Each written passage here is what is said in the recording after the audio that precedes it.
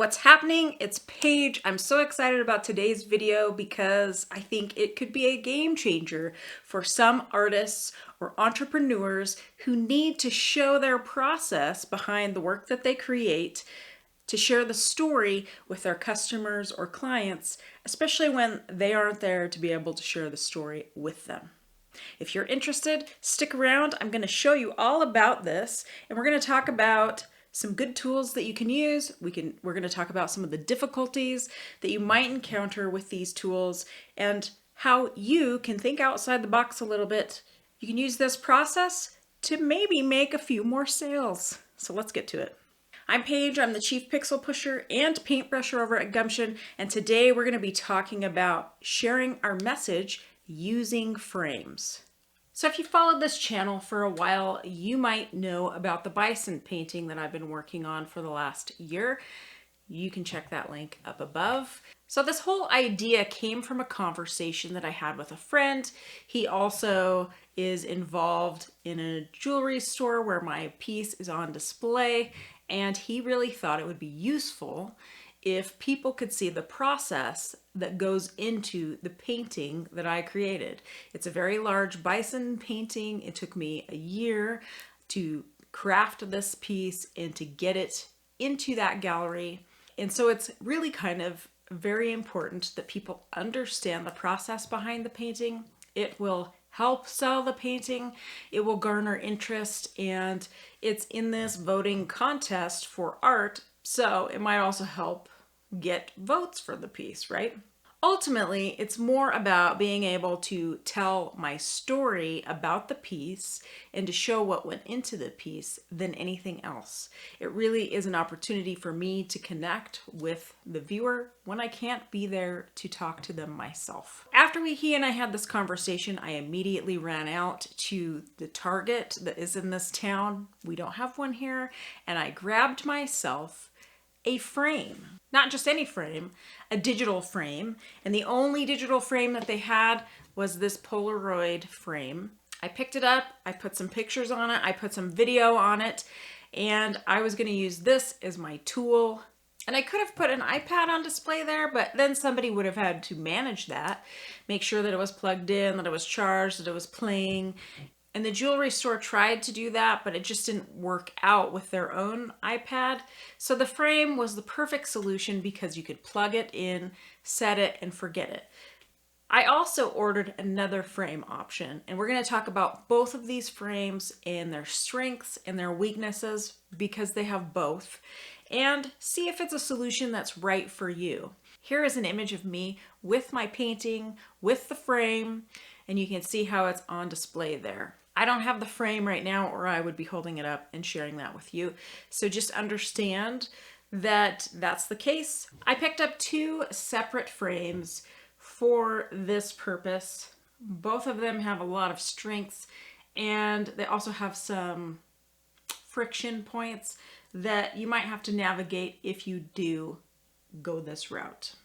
And we're going to talk about them both individually, and I'm going to give you kind of a list of why one frame might be better for one thing over the other.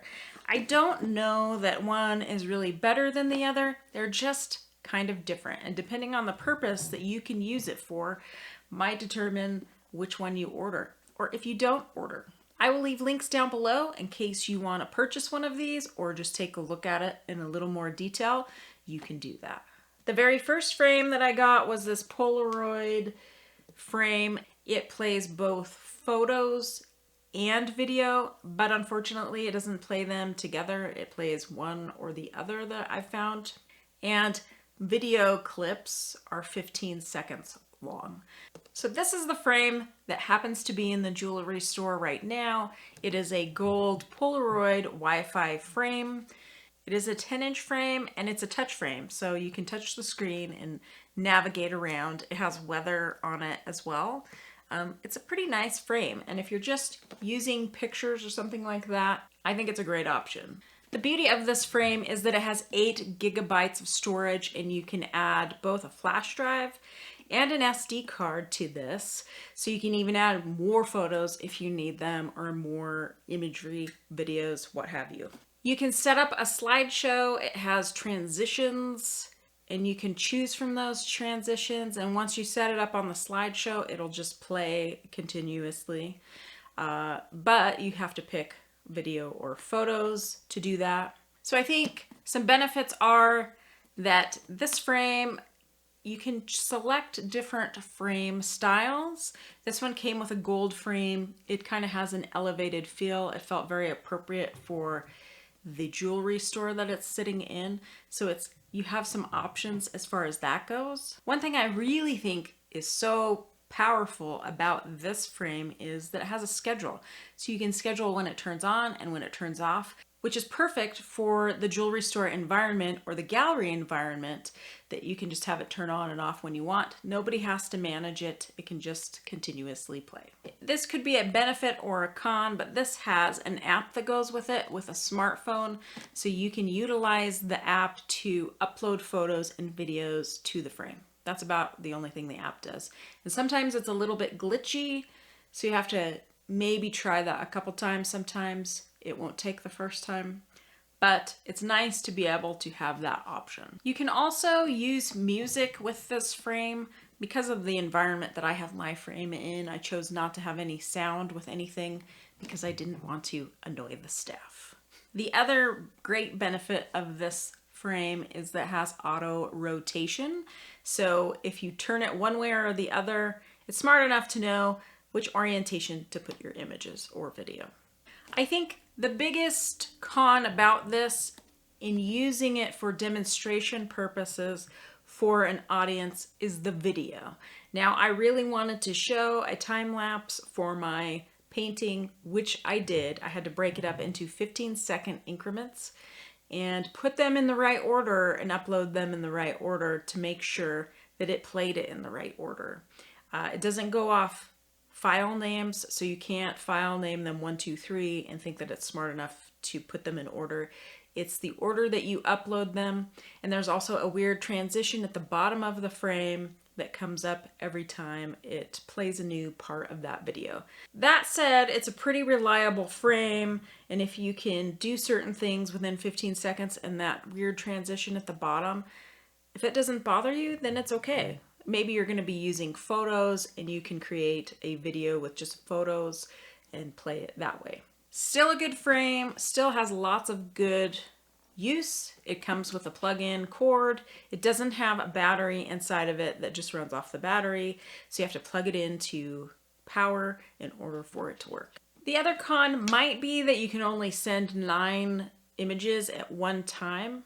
I don't know if that's a con or not, but it could be if you have a bunch of photos to send via the app.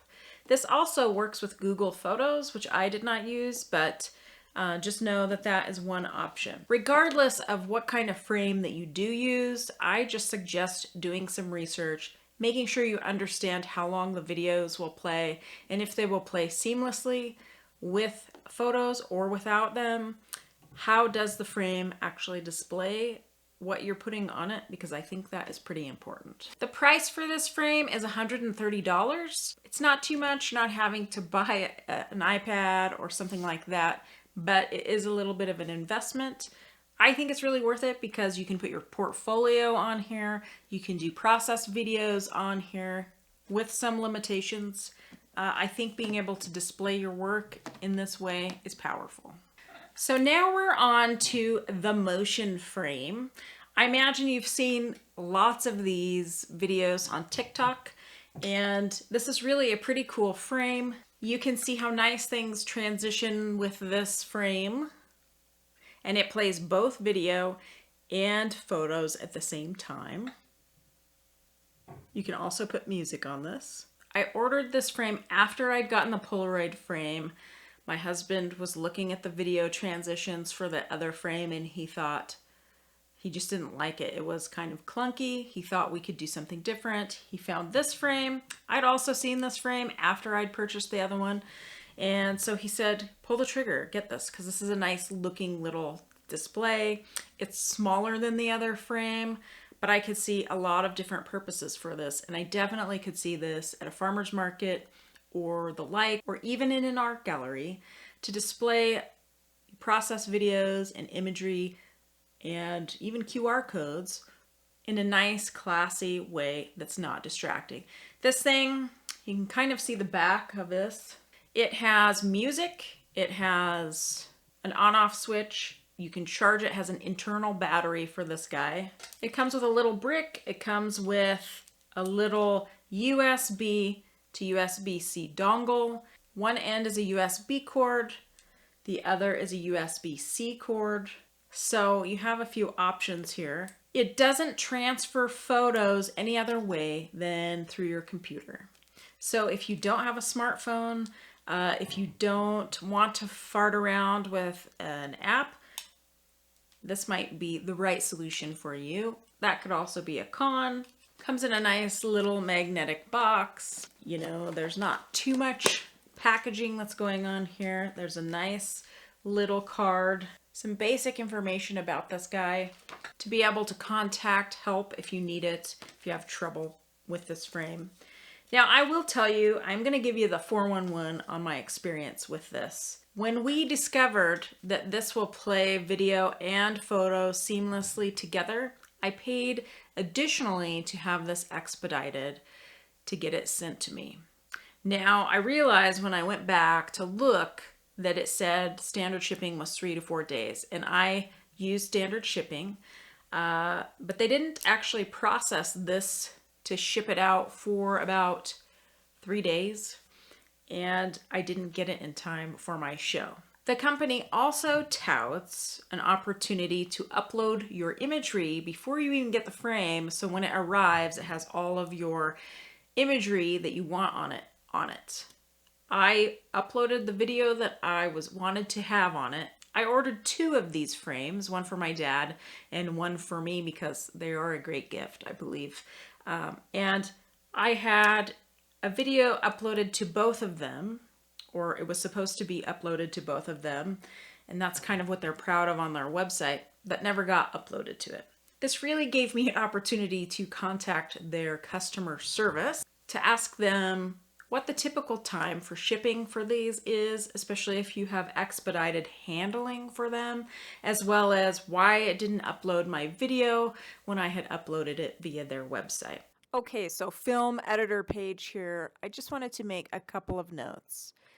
I contacted the frame company. It's been 3 days since I contacted them. I still have never heard back from them, good or bad. And I think that's kind of telling in this product. However, I don't think it should sway you from not investing in this product. I think you just need to understand that if you go this route, because I think this frame clearly has some strengths, and I really love the look of it. It has a nice plastic coating on it that you can remove, and it just looks great. And so even with that experience, I wouldn't necessarily give up on it. I don't know if they're a new company. It seems like that's the case, but I want you to be aware of it. Also, they are shipping this product from within the US, from Tennessee. I had ordered some things at the same time. I was hoping they'd arrive at the same time. The other things I ordered came by Friday. This did not. So I don't know if it's worth paying for expedited handling. I also want to talk about the pros and cons to this device because there are a few of both. So this is the orientation of this frame. So you have to keep that in mind as you're loading imagery onto this, because it will have issues. It will distort your images if you don't understand that the frame's orientation is like this. So what you have to do, and what I had to do for my video, is turn it sideways so it would display like this. As you can see, that last image, that was a photo that wasn't changed to the orientation, this orientation, so it squeezes them. If you understand that when you load your images onto this thing, you can display in landscape. Ultimately, whichever way you're going to display this, you have to make a decision what's more important, photos or video, and how that orientation is. For this video, it's more important for it to be in this orientation, as you can see why. So all of my images that are on this that I loaded separately onto this have to be in this orientation too. But ultimately, you're going to want to make it so it's a 1080 by 1920 orientation and then turned on its side, right? This doesn't have smart rotation involved with it. So I really want you to understand that this is a great device. You just have to understand some of the limitations that it has. It plays music. It has a mute button. I put a few songs on there so you can play whatever music you want to on it. It won't play music if there's a video on there, because whatever the sound is on the video is what plays through the speaker. But you can see it's great for displaying artwork. It does a great job. It has a great screen resolution.